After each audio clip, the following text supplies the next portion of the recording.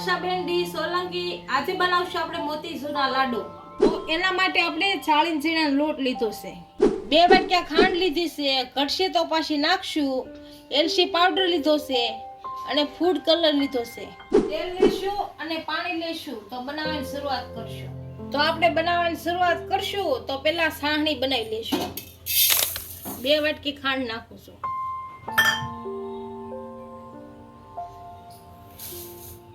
2 વાટકી ખાંડની સામે આપણે 1 વાટકી પાણી નાખશું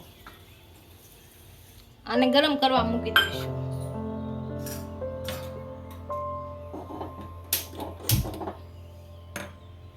થોડોક આમાં ફ્રૂટ કલર નાખશું એટલે હું કે કલર આવે અને હલાવ્યા કરશું, નકર ખાંડ બેસી જાય પાછી। આપણી સાહણી બને તે આપણે બેટર બનાવી નાખશું। પાણી નાખશું, આમાં થોડું પાણી નાખતા જઈશું અને બેટર બનાવતા જઈશું।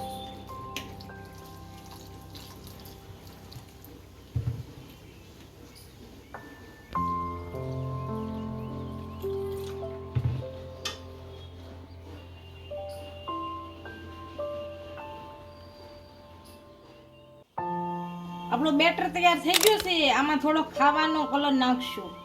આ કલર નડે નહીં, કાંઈ ખાવાનું જ હોય।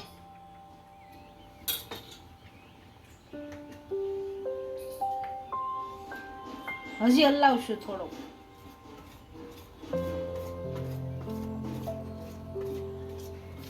આપણું બેટર તૈયાર થઈ ગયું છે, હવે તેલ ગરમ કરવા મૂકશું,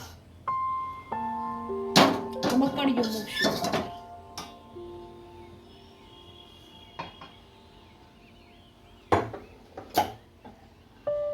આમાં તેલ નાખીશું,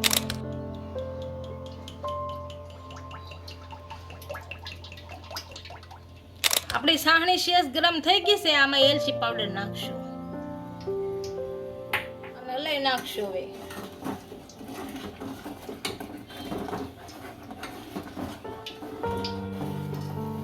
આપણું તેલ સારી રીતના ગરમ થઈ ગયું છે। આ ખમણી છે, એ ખમણી થી પણ ઝીણી ઝીણી પાડી લેવું, આપણે જાણથી પડી લેવાય।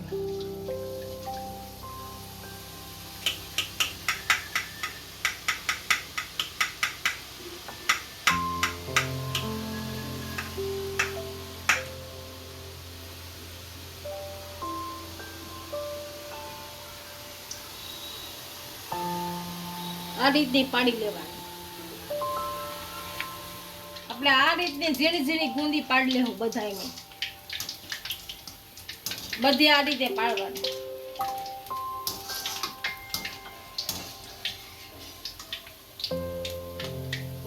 આ બની ગઈ છે, હવે કાઢી લઈએ। ધીમા તાપે તળવાની, નકર બળી જાય।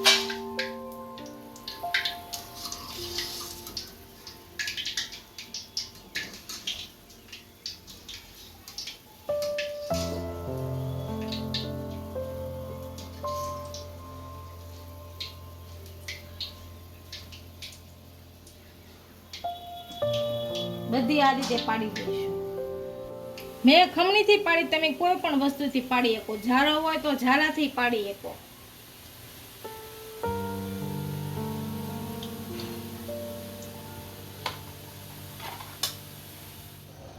આપણી સાહણી તૈયાર થઈ ગઈ છે 2 તારની। હવે નીચે ઉતારી લઉં, ગેસ બંધ કરે। આપણી બધી ગુંદી તૈયાર થઈ ગઈ છે, આને મિક્સરમાં કાઢી લઈશું।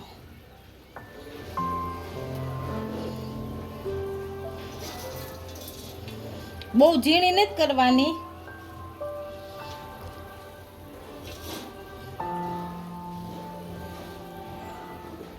આપણે બધું મિક્સરમાં કાઢી લીધું છે, આમાં સાહણી નાખી અને મિક્સ કરી દેવું। થોડી થોડી નાખતા જઈશું।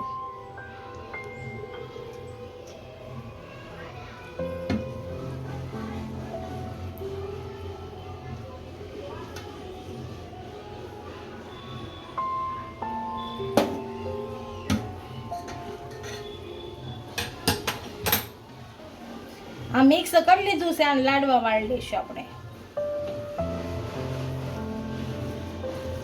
આને ગોળ વાળીએ તો પણ ચાલે અને મશીનમાં બનાવીએ તો પણ ચાલે.